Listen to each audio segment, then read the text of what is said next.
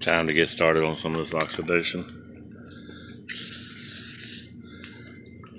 Gotta do a lot of wet sanding. You can feel it smoothing out here, smoothing out right away.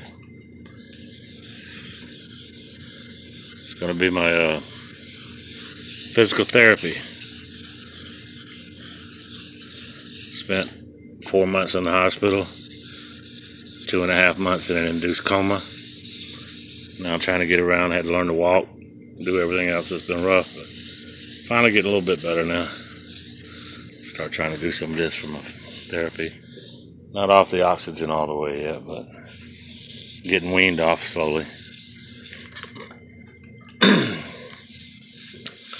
Hopefully you can get this thing all shined up, looking better.